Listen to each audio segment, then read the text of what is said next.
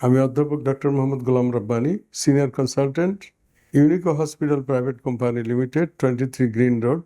আমরা আজকে আলোচনা করব নার্সিসিস্টিক পার্সোনালিটি। আমরা পার্সোনালিটিকে আমরা বলে থাকি ব্যক্তির যে পরিচয় বা ব্যক্তিকে আমরা কি কি গুণাবলী দিয়ে তাকে চিনতে পারবো যে এটি একটি এই ধরনের ব্যক্তি। এবং এটি অনেক সময় মানুষের ব্যক্তিত্ব বলেও আমরা অনেক সময় লোকে মনে করে, কিন্তু ব্যক্তিত্ব আর ব্যক্তি এই জিনিসগুলো আলাদা। একটি ব্যক্তির পরিচয় হলো তার পার্সোনালিটি, এবং আমরা মোটামুটি 10 ধরনের ব্যক্তি বা পার্সোনালিটি নর্মাল আমরা চিন্তা করে থাকি। তার মধ্যে নর্মাল যে জিনিসগুলো অনেক সময় সব কিছুই নর্মাল থাকে না, যার জন্য আমরা এগুলোকে কতগুলো গুণাবলীগুলো ছিটাফোটা দিয়ে কতগুলো ব্যক্তিত্বের ধরন আলোচনা করে থাকি।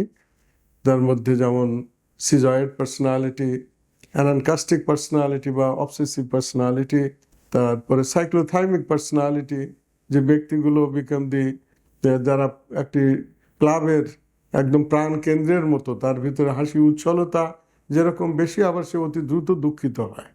আমি আবার সিজয়েড যে পার্সোনালিটিগুলো বললাম, এটি হচ্ছে যে মানুষ সে নিজের মধ্যে নিজেকে শুধু গুটিয়ে রাখে। বাসায় যদি মামা আসেন, মা বলল মামা এসছে দেখো, যে বললো আসসালামু আলাইকুম মামা বলে সে নিজের ঘরে বসে তার বই পুস্তক নিয়ে পড়াশোনা শুরু করলো। আর যে দুটি কথা, তার মামাতো ভাই কেমন আছেন, মামি কেমন আছেন, এত বিস্তারিত কথাবার্তার মধ্যে সে যেতে রাজি নয়। কিন্তু সাইক্লোথাইমিক যে ব্যক্তিত্ব, এটি সে যদি কোনো ক্লাবের মেম্বার হয়, তাই সে ক্লাবের সে প্রাণকেন্দ্র হয়ে পড়ে। সবাই তাকে ভালোবাসে, কারণ সে খুবই উচ্ছল প্রাণবন্ত। আবার মাঝে মাঝে সে দুঃখিত হয়ে পড়ে। আবার কতগুলো ব্যক্তিত্ব আছে তারা খুবই অবসেসড, খুব খুঁতখুঁতে ধরনের, আমরা এটাকে বলি অ্যানানকাস্টিক পার্সোনালিটি। আবার কতগুলো ব্যক্তিত্ব আছে আমরা যেটাকে বলি নাড়ে খায় হাড়ে পোষে, অর্থাৎ খুবই দেখতে লিকলিকে, এবং এরা খুবই স্বভাবসুলভভাবেই হালকা পাতলা, যেরকম তার মনটাও এরকম এক ধরনের, খুব একটা বেশি সব কিছুতেই যায় না। তারপরে প্যারানয়েড পার্সোনালিটি বলে একটা ব্যক্তিত্ব আছে, এরা একটি সন্দেহবাতিকতা এদের ভিতরে আছে। তারপরে আমরা আবার কতগুলো ব্যক্তিত্ব দেখি, সেই ব্যক্তিত্বগুলো আপনার দেখা যায় যে সমাজে ছোটোখাটো দোষ ত্রুটি এগুলো তার ভিতরে প্রায় দেখা যায়, এবং এই ব্যক্তিকে তারা ভুগায় না, তারা সমাজকেও অনেক সময় ভুগিয়ে থাকে। আমরা বলি সোশিওপ্যাথিক পার্সোনালিটি। তো এই যে পার্সোনালিটি বললাম, এটা ছোটোখাটো যদি একজন মানুষের ব্যক্তি বা ভিতরে, তাহলে এটা কিন্তু কোনো দোষের নয়। কিন্তু মাত্রাতিরিক্ত থাকলে তখন আমরা এটাকে বলি পার্সোনালিটি ডিসঅর্ডার। এই ধরনেরই একটি ব্যক্তিত্বের নাম হচ্ছে আপনার নার্সিসিস্টিক পার্সোনালিটি। মানুষ তার নিজেকে অনেক ভালোবাসে, এত বেশি ভালোবাসে যে সেটাই বলাই বাহুল্য।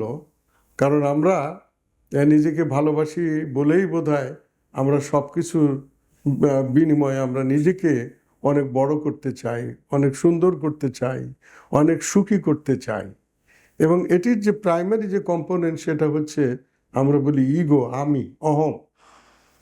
এই অহম নিজেকে রক্ষা করার জন্য নানান ধরনের অস্ত্র, নানান ধরনের তার জিনিসপত্র ব্যবহার করে থাকে, যেটাকে আমরা বলি তার কম্পোনেন্ট বা তার কনস্টিলেশন বা তার যে ক্রাইটেরিয়া বা কতগুলো উপাদান।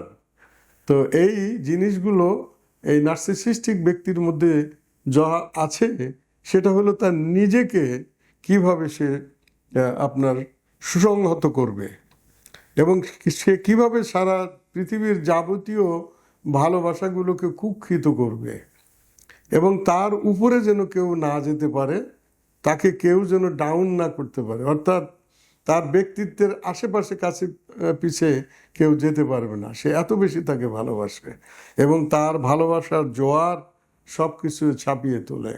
কোনো ব্যক্তি যদি তার কাছে এসে তার কোনো ছিটাফোটাও একটু উন্নতির কথা বলতে থাকে, তাহলে সে এটি তার পক্ষে সহ্য করা, ধারণ করা খুবই কঠিন হয়ে পড়ে, এবং সে তার নিজেরটাকে জাহির করতে সবসময় সিদ্ধহস্ত।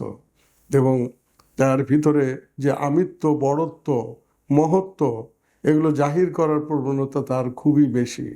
ফলে কি হয়, এই যে আমি বা ইগো নিজেকে রক্ষা করতে যেয়ে নিজেকে বরং বধ করে ফেলে।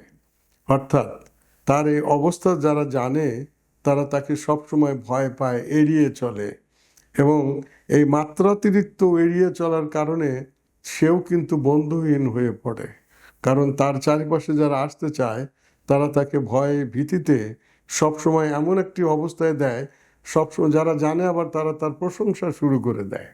এই যে তাকে আড়াল করে তার প্রশংসা করে দিল, এটি তার ইগোটাকে আরো বেশি ড্যামেজ করে দিল, এবং সে একটি ভ্রান্তির মধ্যে তার যে ইমেজটাকে একটি তৈরি করে ফেললো।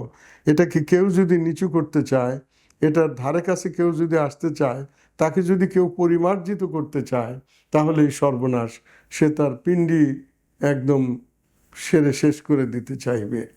তো এই জন্য এই যে ব্যক্তিত্বটি, এটি কিন্তু শুধু আর ব্যক্তিত্বে থাকে না, এটি আসলে তার একটি ডিজঅর্ডার বা তার একটি রোগের নাম হয়ে দাঁড়ায়, কারণ হয়ে দাঁড়ায়। একজন মানুষের ব্যক্তিত্ব তাকে কিভাবে সাহায্য বা সহযোগিতা করতে পারে? মানুষ তার ব্যক্তিত্ব দিয়ে তার ভিতরের যে কম্পোনেন্টগুলো আছে, যে উপাদানগুলো আছে, সেগুলো দিয়ে মানুষকে সে কাছে টানে, মানুষকে সে মধুর কথা শোনায়, তাকে ভালোবাসে, তাকে দিয়ে অনেক কাজ সে করে নেবে এবং তাকে সহযোগিতা করবে। এটাই মানুষের প্রয়োজন। এবং একজন মানুষ পৃথিবীতে শুধু তার নিজেকেই নিয়ে ব্যস্ত থাকতে আসেনি। কবি যেভাবে বলেছেন, আপনারা নয় বিব্রত রহিতে আসে নাই কেহ অবনী পরে, সকলের তরে সকলে আমরা, প্রত্যেকে আমরা পরের তরে। এই যে নিজেকে বিলিয়ে দিয়ে মানুষের কল্যাণ করা, এটাই তো মানুষের স্বভাব হওয়া উচিত।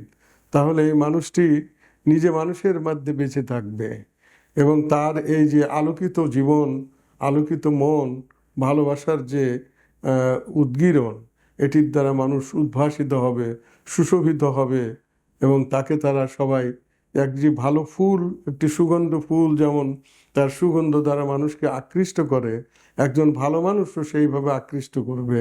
কিন্তু এই যে আমরা যে ব্যক্তিত্বের কথা বলছি, যে এই ব্যক্তিত্বটা এমন মানুষকে বিব্রতকর অবস্থার মধ্যে ফেলে যে তার নার্সিসিস্টিক, নিজেকে ভালোবাসতে যে সে সব ভালোবাসার, মানে যেটাকে বলি অবক্ষয়, সমস্ত ভালোবাসার একটি আঘাত এমনভাবে দিতে থাকে যে তার যে নিজেকে সে ভেঙে চুরে চুরমার করে ফেলে।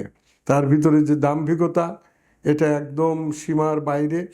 তার ভিতরে যে অন্তর্দ্বন্দ্ব, এটিও সীমার বাইরে। এবং সে কোনো মানুষকে ভালোবাসতে জানে না, ভালোবাসার আগেই তাকে চিরতরে একটি অভাবগ্রস্ত হিসাবে তার ভিতর থেকে সব কিছু দিয়ে দেয়, যার ফলে ওই মানুষটি আতঙ্কগ্রস্ত হয়ে পড়ে। এই যে নার্সিসিস্টিক ব্যক্তিত্ব, এদের নিজের যে অর্জন মানুষ হিসাবে, জীবিকা হিসাবে, তার সামাজিক পরিমণ্ডলের ভিতরে কোনোটাতেই কিন্তু তার কোনো ভালো কোনো কিছু নেই, যেটা দিয়ে সে তার নিজের ব্যক্তি জীবন, তার সামাজিক জীবন, পারিবারিক জীবন এবং সামাজিক জীবনে কোনো অবদান রাখে।